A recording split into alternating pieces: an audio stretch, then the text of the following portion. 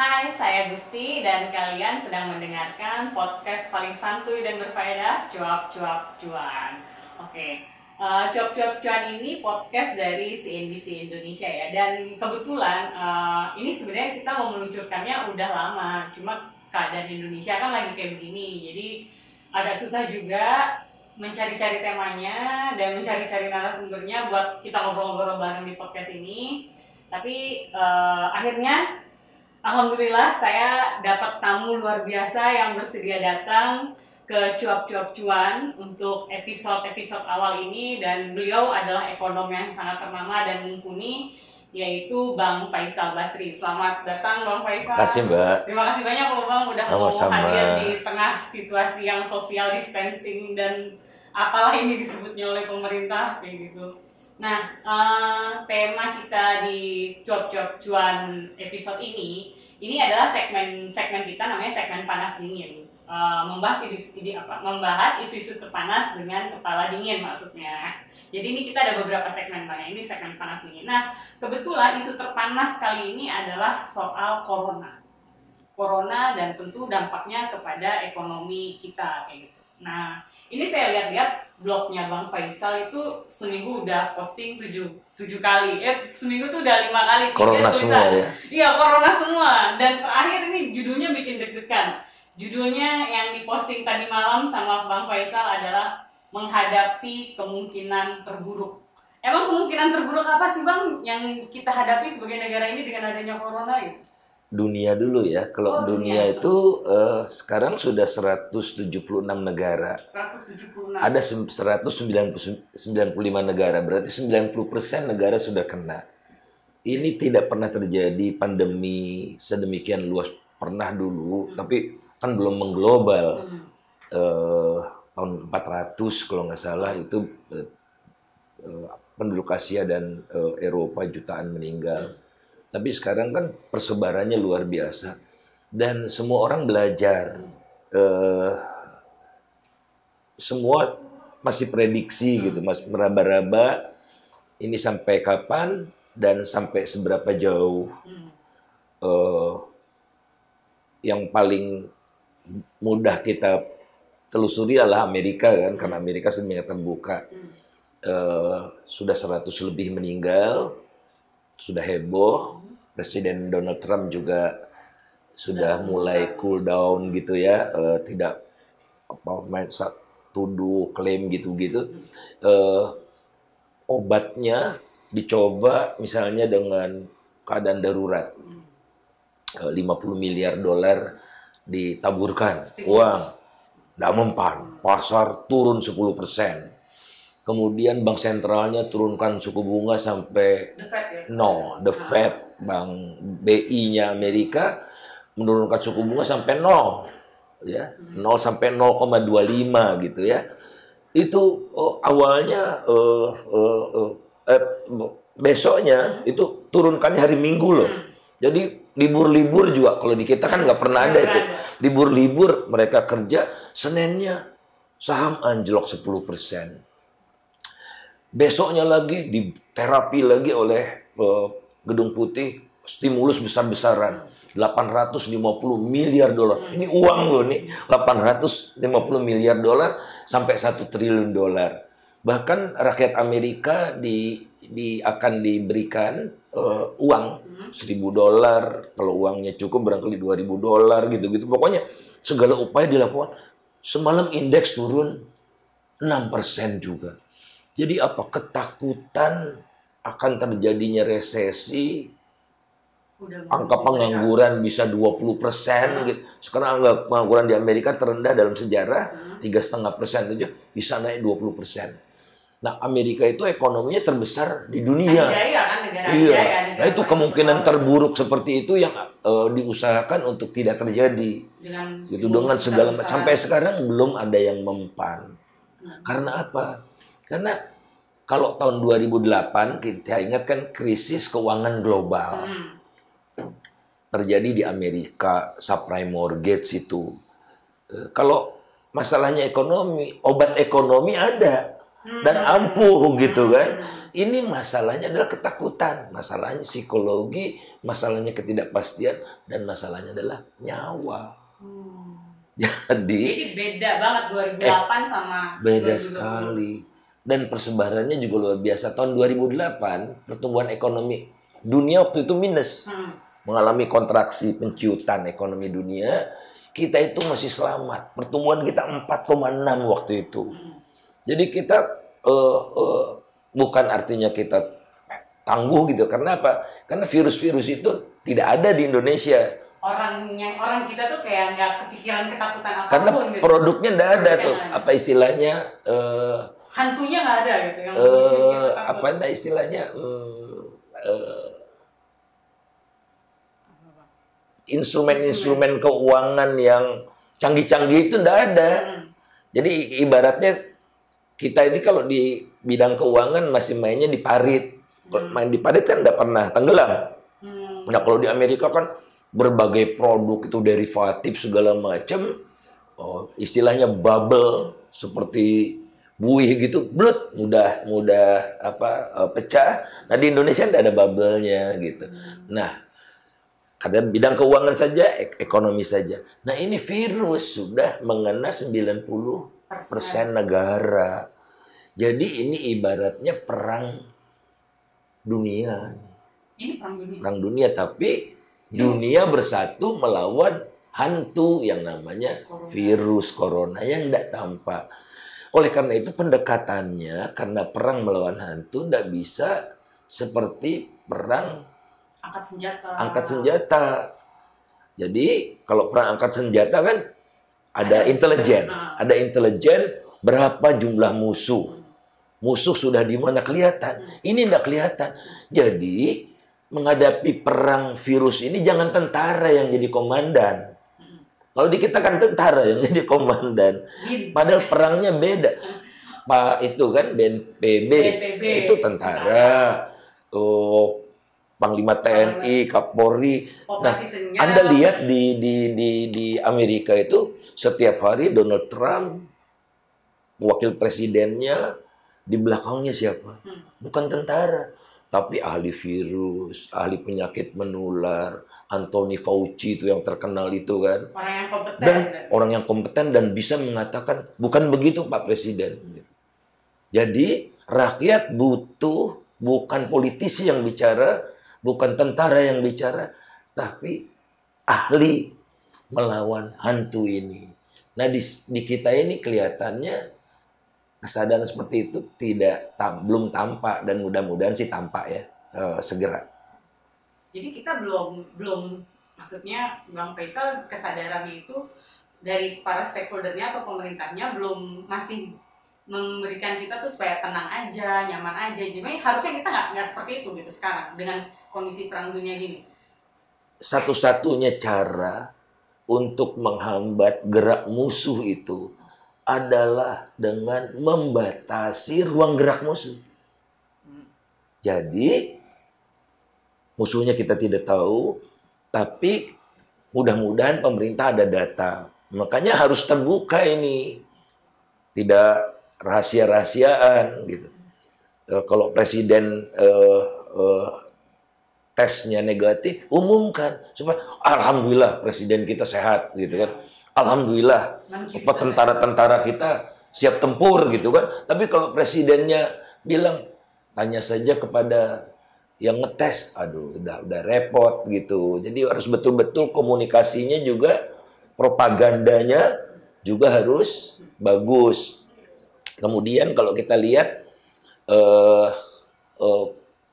perang kan butuh logistik, tapi bukan zeni yang diterjunkan.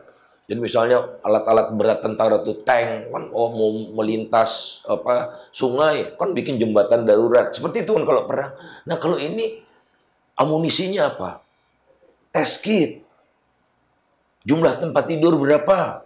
Tenaga medis berapa? Dokter berapa? Perawat berapa? Perlu di training seperti apa? Kemudian alat pelindung diri mereka. Karena kalau mereka rentan jadi korban, wah, Mereka tidak bisa mengobati Itu yang garda sakit. terdepan, ya. Nah, itu ndak ada nih. War room-nya yang dipimpin oleh komandan yang bukan tentara. Gitu. Boleh tentara, tapi membutuhkan tentara yang seperti apa gitu. Tapi intinya adalah yang punya leadership, punya pengetahuan, punya pengalaman luar biasa. Karena apa? Karena yang kita hadapi bukan kondisi normal. Jadi contohnya sekarang darurat tertentu. Saya pusing. Lockdown. Pemerintah tidak pernah mengatakan lockdown tidak boleh, tapi tidak pernah didefinisikan namanya lockdown gitu. Kan lockdown ada yang namanya dari luar negeri gitu ya. Ada lockdown misalnya, oke, ada pusat apa yang diperkirakan pusat penyebaran atau apa namanya itu ya pusat penyebaran lah, data ada segala macam. Nah, misalnya Depok nih. Oh, Bu Depok. Nah, Depok yang di lockdown. Pengertian lockdown apa? Pokoknya diisolasi, tidak berarti orang tidak boleh keluar rumah sama sekali, enggak gitu. Boleh belanja, tapi belanjanya online. Pokoknya macam-macam seperti itu. Dan itu sementara kok, bukan sepanjang tahun. Setidaknya sebulan. Awalnya 2 minggu dulu, tapi sebaiknya setidaknya sebulan.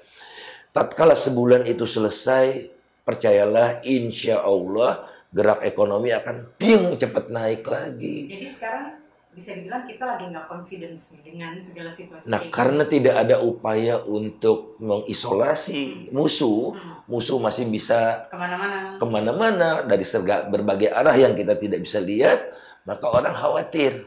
Jadi kita perlu lockdown. Lockdown terbatas. Lockdown terbatas. Iya. Jadi lockdown secara parsial yang memang di pusat-pusat. Iya, betul.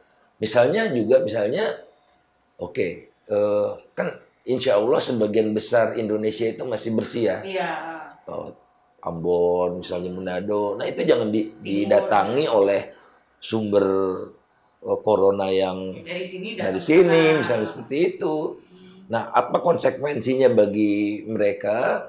Pemerintah bantu, apalah bagaimana memperkuat logistik, bulognya, pelayaran kesananya beres supaya harga-harga tidak naik. Itulah. Jadi segala upaya yang pertama adalah mengisolasi agar musuh itu tidak merembet kemana-mana. Ada satu data yang menarik. Yang saya masukkan juga, tapi itu bersama kita bisa di blog saya bersama kita bisa itu ada. Jadi ekonomi itu akan relatif baik, lebih bertahan jika rakyat masyarakat dunia memandang pemerintahnya mampu mengendalikan perang ini.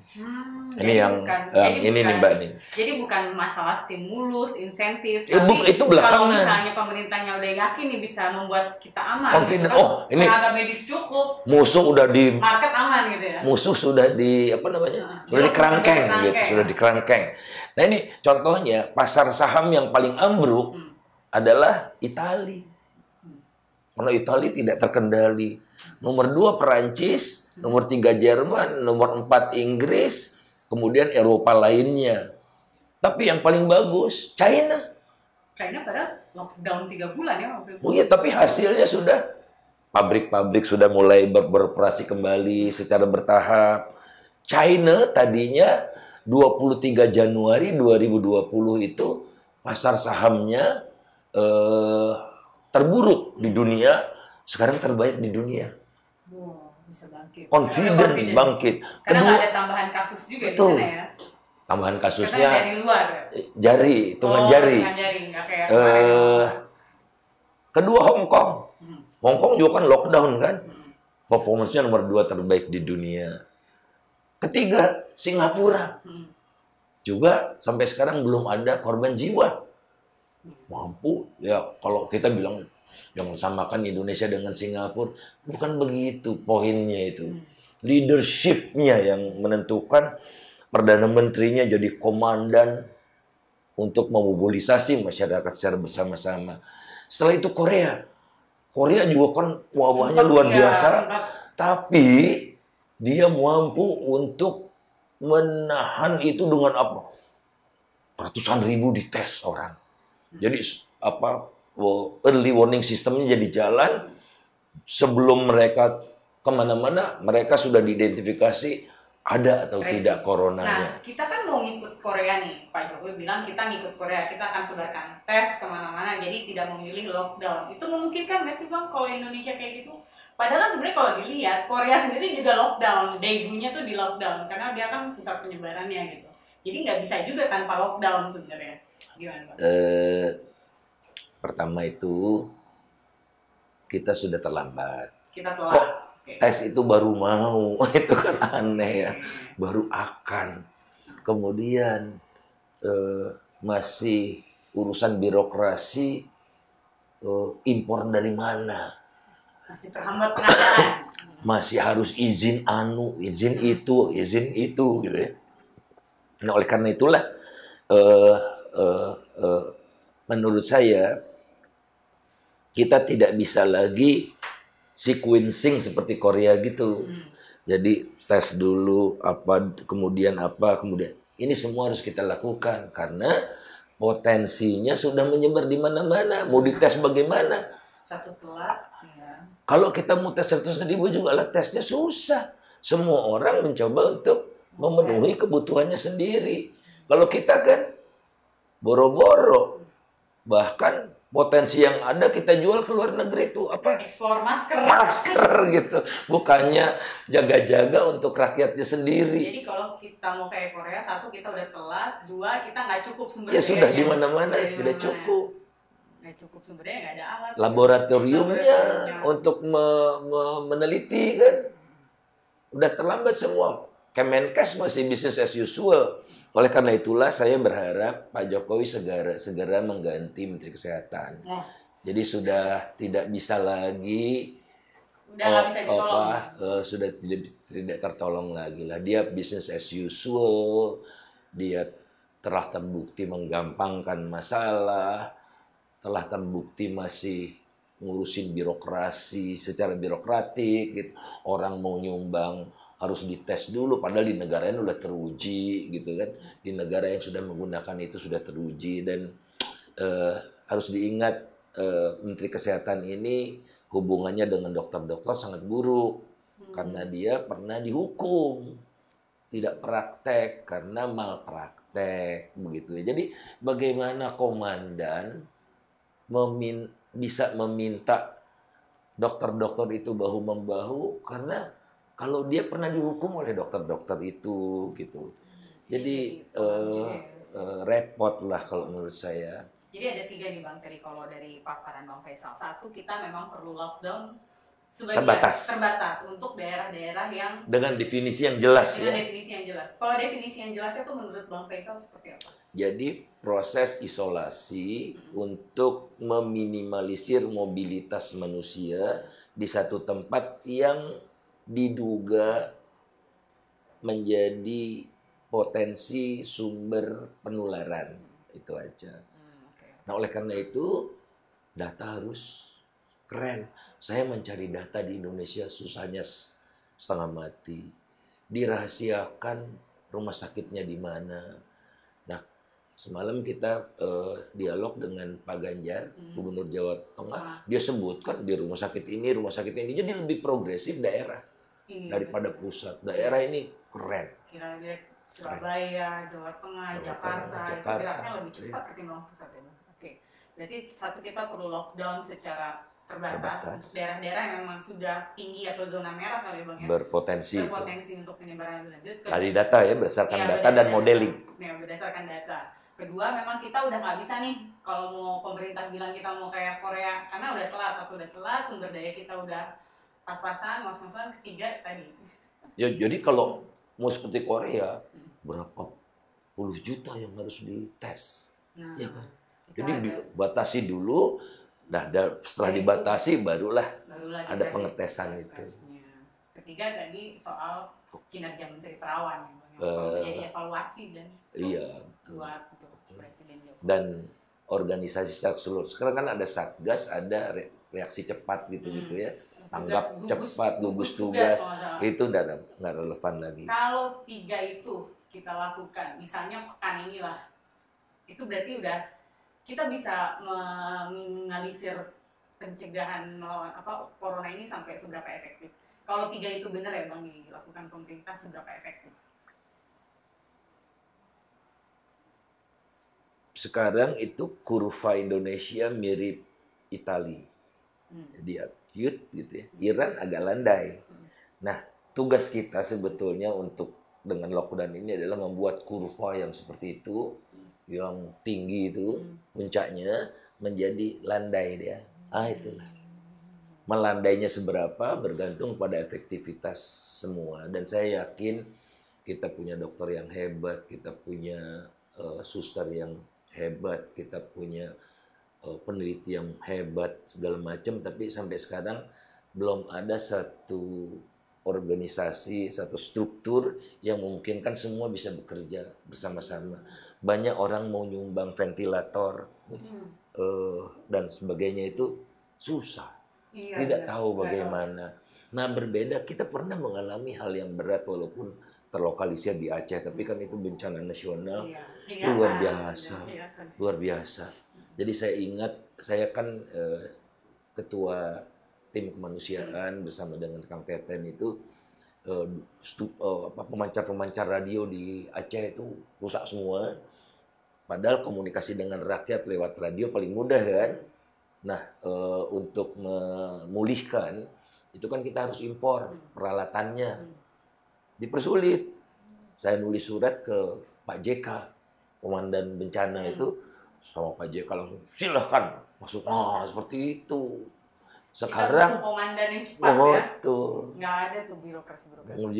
Ini makanya tetapkan keadaan darurat dulu supaya tidak berlaku hal-hal yang bersifat normal. Jadi memang sekarang Indonesia udah darurat. Tapi tidak darurat apa? Darurat tertentu. Jadi darurat nasional yang memungkinkan, misalnya ini kan kita menghadapi perang, tidak ada orang mau membantu kita karena semua negara kena, maka kita harus membantu diri sendiri kan. Apa yang harus kita lakukan? Pajak turun, belanja untuk perang banyak. Minta sama DPR, defisit bisa di atas 3%, gitu kan. Itu yang pertama. Kemudian uangnya kita gunakan untuk mobilisasi melawan musuh itu. Nah, hal-hal seperti itu tidak terjadi. Kemudian misalnya ada pengusaha yang menaikkan harga sesuka hati, ciduk panggil. Ada rumah sakit yang tidak mau merawat korban pasien corona misalnya. Nah, jadi buka. Jadi seluruh fasilitas di negara ini didedikasikan untuk kedaruratan. Jadi misalnya kapal layar ya, kapal pengangkut barang dibutuhkan untuk misalnya mengangkut korban corona di satu pulau yang tidak ada rumah sakitnya untuk dibawa ke satu kota yang ada rumah sakitnya. Itu harus dioptimalin. Tanpa babi ibu itu udah kewajiban gitu, dikonversi untuk menghadapi perang ini. Jadi seluruh sumber daya itu digunakan, insya Allah kita bisa. Oke, menarik banget Bang Faisal tadi masukan-masukannya soal bagaimana pemerintah harus mengantisipasinya dan lain-lain. Kita sudah dulu Bang. Untuk episode kali ini nanti kita lanjut soal coronanya ini, karena ekonominya kayaknya bakal masih lebih menarik Bang ya, kalau kita lihat-lihat ya Bang ya. Oke, kita berpisah dulu di episode kali ini bersama Bang Faisal Basri soal perlu atau enggak sih Indonesia lockdown. Ternyata jawabannya adalah perlu walaupun terbatas. Ketemu lagi di episode berikutnya masih dengan tema corona yang tentu masih menjadi isu panas di pekan-pekan ini.